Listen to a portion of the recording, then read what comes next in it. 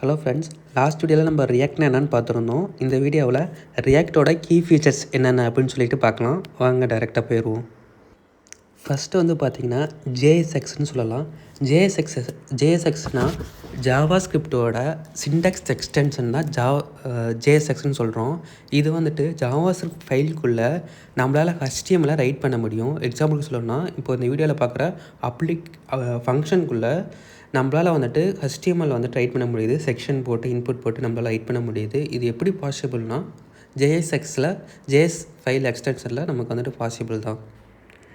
இது யூஸ் பண்ணுறதுனால நமக்கு என்ன பெனிஃபிட்ஸ்னு பார்த்தீங்கன்னா, நம்மளால் ஒரு டைனமிக் இன்ஃபர்மேஷனை HTMLக்குள்ளே ரைட் பண்ண முடியும். இது வந்துட்டு கோடை வந்துட்டு க்ளீனாக வச்சுக்கும். தென் வந்துட்டு மோர் ரீடபுளாக இருக்கும். அதுக்காக இந்த ஜேஎஸ்எக்ஸ் வந்து யூஸ் பண்ணுறோம். இந்த ஜேஎஸ்எக்ஸ்க்கு முன்னாடி நம்ம என்ன பண்ணிகிட்டு இருந்தோம் அப்படின்னா, HTML தனியாகவும் ஜேஎஸ் ஃபைல் தனியாகவும் எழுதிட்டு இருந்தோம். பட் இந்த ஜேஎஸ்எக்ஸ் HTMLையும் ஜாவா ஸ்கிரிப்டையும் ரெண்டையும் மிங்கிள் பண்ணுதுன்னே சொல்லலாம். நெக்ஸ்ட்டு டாம்னு என்னென்னு பார்ப்போம். டாமுங்கிறது வந்து ஒன்றும் இல்லைங்க. இது வந்துட்டு contains the HTML element and access the element. HTML டேக்ஸையும் தென் வந்துட்டு அந்த டேக்ஸை அசஸ் பண்ணக்கூடிய ஒரு ஸ்ட்ரக்சர் தான் அந்த டாமுன்னு சொல்லுவோம். இது வந்துட்டு டாக்குமெண்ட் ஆப்ஜெக்ட் மாடுவல். இது ஜாவா ஸ்கிரிப்டோட ஆப்ஜெக்ட். இது தான் என்ன வச்சுருக்கு அப்படின்னு பார்த்தீங்கன்னா, HTML டேக்ஸும் அந்த HTML டேக்ஸை மாற்றக்கூடிய அசஸும் இந்த டாம் ஸ்ட்ரக்சர் பண்ணக்கூடியது. இந்த டாம் வந்துட்டு ஒரு ட்ரீ ஸ்ட்ரக்சரில் இருக்கும். பேரண்ட்டு தென் சைல்டு. இதில் வந்துட்டு பேரண்ட் வந்து பார்த்திங்கன்னா பாடின்னு சொல்லலாம். சைல்டு வந்து பார்த்திங்கன்னா கீழே இருக்கக்கூடிய ட்ரீ ஸ்ட்ரக்சரில் தென் என்ன இருக்கும், டிவ் இருக்கும், அதுக்கப்புறம் வந்து பேராகிராஃப் இருக்கும், லிங்க் இருக்கும், இந்த மாதிரி சொல்லலாம். இது வந்துட்டு இந்த டாம் வந்துட்டு அப்டேட் பண்ணுறதுக்காகவும் மாடிஃபை பண்ணுறதுக்காகவும் ஆட் பண்ணுறதுக்கோ டிலீட் பண்ணுறதுக்கோ ஜாவா ஸ்கிரிப்ட் யூஸ் பண்ணுறோம். இந்த டாம் வந்துட்டு ரொம்ப ஸ்லோவாக இருக்கும். எப்போனா மல்டிபிள் இன்ட்ராக்ஷன் அட்டன் டைமில் நடக்கும்போது ரொம்ப ஸ்லோவாக இருக்கும். அதை ரீப்ளேஸ் பண்ணுறதுக்காக விர்ச்சுவல் டாமுங்கிறது ரியாக்ட் ஜேஎஸில் கொண்டு வந்தாங்க. இப்போது விர்ச்சுவல் டாம் என்ன பண்ணுன்னா, குரூப் ஆஃப்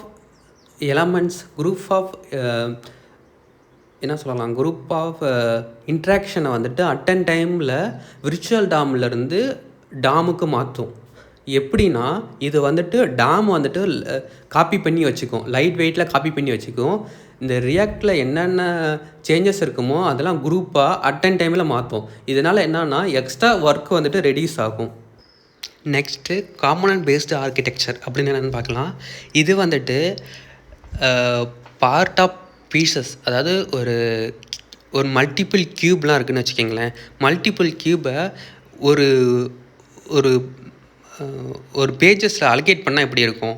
ஸோ மேலே வந்துட்டு பெரிய பாக்ஸு, இந்த சைடு இந்த குட்டி பாக்ஸு, இந்த சைடு இந்த மாதிரி குட்டி பாக்ஸு, அந்த மாதிரி அலோகேட் பண்ணுறது தான் நம்ம வந்துட்டு காம்பனன்ட் சொல்லுவோம். இந்த காம்பனன்ட்டுங்கிறது வந்து பார்த்திங்கன்னா ஜேஎஸ்எக்ஸை மல்டிபிள் ஜேஎஸ்எக்ஸ் ஃபங்க்ஷனை ஒரே ஒரு வெப் பேஜஸில் கொண்டு வர முடியும்.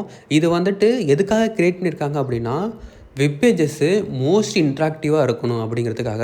லைக் வந்துட்டு ஃபேஸ்புக் பார்த்திங்கனாலும் சரி, யூடியூப்பில் பார்த்திங்கனாலும் சரி, நிறைய பட்டன்ஸ் ஒரே பேஜஸில் இருக்கும். லைக்கு, கமெண்ட்டு, டிஸ்லைக்கு, அதுக்கப்புறம் வந்து பார்த்திங்கன்னா ப்ரொஃபைல் டீட்டெயில்ஸு, இந்த மாதிரி ஏகப்பட்ட டீட்டெயில்ஸ் வந்துட்டு பார்த்திங்கன்னா அது எல்லாமே இன்ட்ராக்டிவாக தான் இருக்கும். ஸோ யூஸரால் அதை வந்துட்டு